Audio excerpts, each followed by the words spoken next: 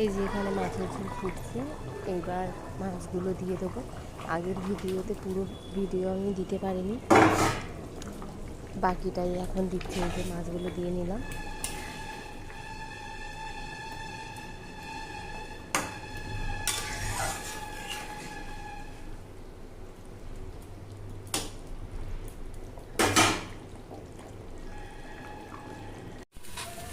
এই যে আমার তরকারি কমপ্লিট। লাস্টে একটু জিরে বাটা দিয়েছিলাম, জিরে বাটা দিয়ে নামিয়ে নিয়েছি। এবার খাবো, খুব জোর খিদে পেয়ে গেছে। এই যে এখানে চুনো মাছ ভাজা করে রেখেছিলাম।